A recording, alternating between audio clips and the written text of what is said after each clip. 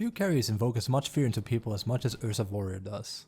The hero is extremely aggressive in nature, and in the hands of a capable player, can dominate enemies just as easily as he can wipe Roshan down to the ground, all on his own. This video is going to be a look into how to skill, build, and play Ursa in Dota 2's current environment.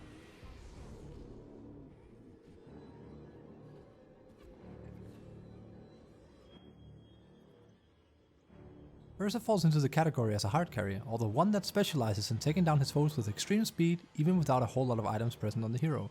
His passive, Fury Swipes, is what ends up allowing him to accomplish this, by constantly stacking more and more damage on an opponent being repeatedly hit by him. Due to Ursa's very aggressive nature in his kit, what follows alongside his crazy high burst damage potential as a core is an extreme amount of survivability in the form of his ultimate and subsequently his shard.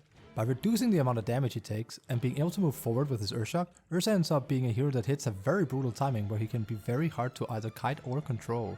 Combined with his potential to take Roche out by himself, the hero becomes a wrecking ball when he has an Aegis equipped on him, since bringing him down once already is a difficult thing to do. It's this pressure and extremely powerful timings that define Ursa. While he certainly can go late game with other carries, his potential to spike in the early mid game is what sets him apart from other carries the most, and will make you mark on the winning game.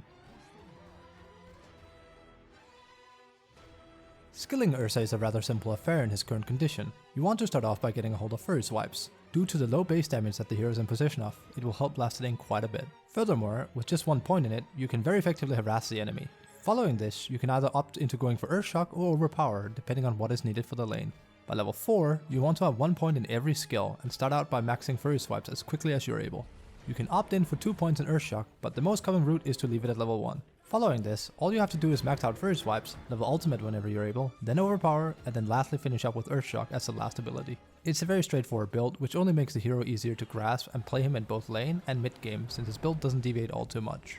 As for his talents, I personally recommend 1.75 mana regen at level 10, Earthshock applies 2 Fury Swipes at 15, 12 plus Fury Swipes damage at 20, and 3 plus Overpower attacks at 25.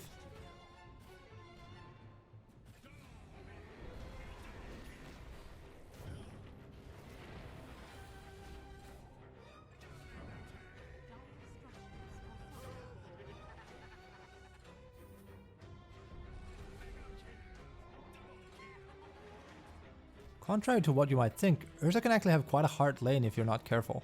While you are absolutely able to dominate with them on lane, it very often comes down to the position 5 you find yourself allied with, their hero, and their playstyle. Ideally, when you're playing Ursa, you want to assert complete dominance. Your last hitting ability can be quite odd, since your base damage is as low as it is without Fury Swipes, and certain lineups can really take advantage of this against you. It is therefore in your best interest to try and put the enemy on the back foot when you're able to.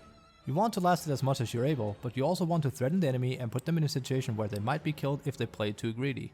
As soon as you put about 2 to 3 Fury Swipe debuffs on any hero, you start to produce some particularly nasty damage, and you're very easily able to do this on average during your laning stage.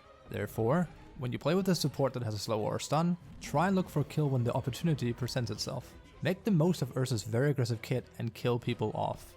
If you are getting out harassed on lane, whether the enemy has a particularly nasty duo combo or your support isn't being very active with you, you'll have to get what farm you can, even if it means shoving the lane towards the enemy tower somewhat. Try and at the very least get to about level 3 to 4 with the Wraith Band, and you'll be able to jungle rather comfortably and get to level 6 at a reasonable rate. At level 6 is where Ursa peaks on lane. No longer is almost any hero combo a threat to you, since you have so much damage reduction in your kit. Use this to your advantage as you crush straight into the enemy with your support and assert complete lane dominance. When you're about level 7 to 9, you hit a timing that can be very crucial in dominating for Ursa, and that is what we call the Roche timing. If you opt in and buy an early Morbid Mask in particular, you can smoke up and attempt a free Roshan kill.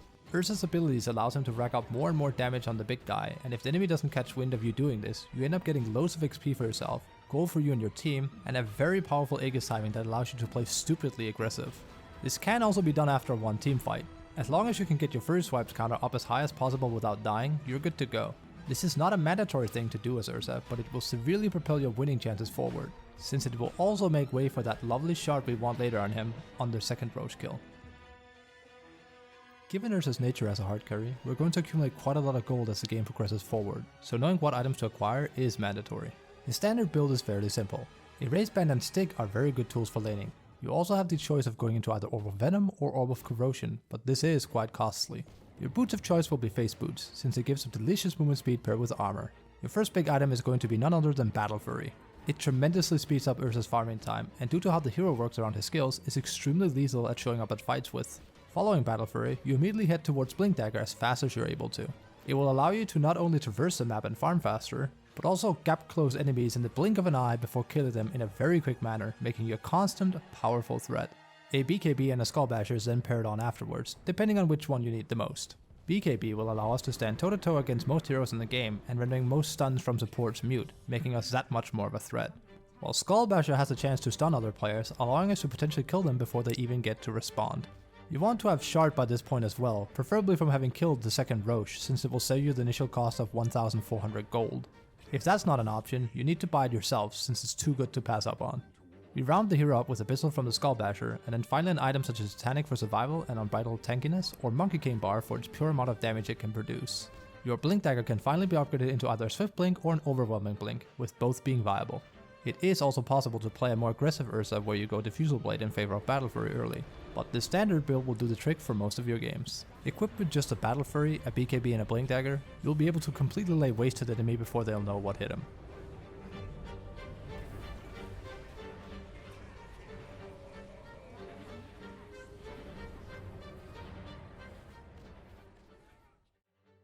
Thanks for watching this week's content.